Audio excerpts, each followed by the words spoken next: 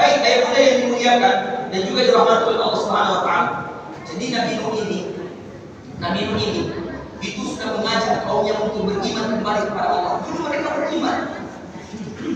beriman, tapi setelah itu mereka menjadi orang durhaka kepada Allah Subhanahu wa taala. Maka Nabi Nuh mengatakan, "Istaghfiru rabbakum innahu kana ghaffara." Wahai kaumku, kata Nabi Nuh, ayo istighfar, bertaubat kepada Allah Subhanahu wa taala. Dia Maha Pengampun. Dia akan mengampuni dosa-dosa. Dia akan memaafkan segala kesalahan. Itu kata Nabi Nuh alaihissalam. Tetapi apakah mereka mendengar? Mereka tidak mendengar. Kata Nabi Nuh, "Inni da'awtu qaumi lailan wa nahara, falam yazidhum du'ai illa firara." Saya menyeru mereka untuk kembali ke jalan yang benar, tetapi mereka menutup telinga mereka, menyumbat telinga mereka dengan jari-jari mereka, atau menutupi wajah mereka dengan kain-kain mereka. Kemudian mereka pergi meninggalkan saya dalam keadaan menyombongkan diri. Kemudian Nabi Nuh berubah metode dakwahnya. Datang Nabi Nuh alaihissalam, kemudian mengetuk pintu-pintu mereka, satu persatu dinasihati, tetapi mereka tidak mau. Bahkan Nabi Nuh berdakwah siang dan malam, mereka tidak mau mendengarkan Nabi Nuh. Mereka mengingkari Nabi Nuh. Jadi Nabi Nuh ini adalah Nabi yang sangat sabar dalam menyeru dan mengajak kaumnya untuk beriman kepada Allah Subhanahu wa taala, kembali menjernihkan daripada kami dan ibadah mereka kepada Allah Subhanahu wa taala. Sampai Nabi Nuh kemudian mengatakan begitu, "Malakum la tarjuna lillahi wa Allah." Kok bisa kalian itu tidak mau lagi beriman kepada Allah Subhanahu wa taala? Kenapa? Kalau Ibnu Katsir mengatakan, "Lima la tu'adzibuna Allah."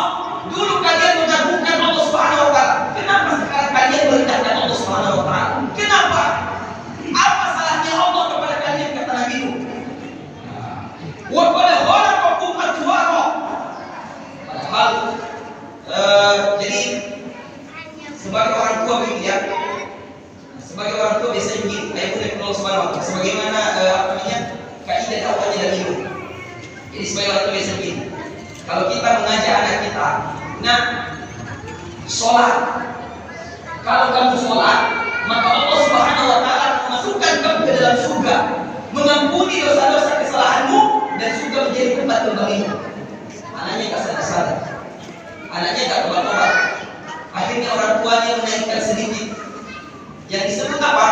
Orang tuanya bukan lagi menceritakan tentang janji-janjinya apabila dia mengerjakan sholat. Janjinya Allah ketika dia mengerjakan sholat. Tapi orang tuanya sudah mulai mengungkit. Kenapa kamu tidak mau sholat? Padahal Allah Subhanahu wa taala sudah menciptakan kamu loh.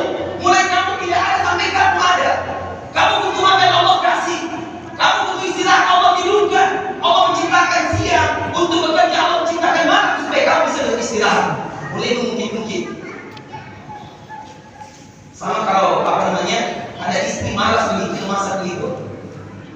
Nah, suaminya boleh jengkel, masakkah biar kita sahurnya makan berat begitu, jangan kurma terus. Nah, kan pakai air hangat, campur jahe, baru jam 7 sudah masuk, sudah kembung perut, masak kamar.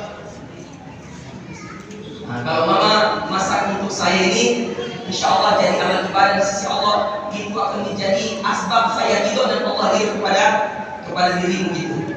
Tapi istrinya ini tak tahu diri itu, akhirnya suaminya agak naik levelnya, masak. Saya sudah beli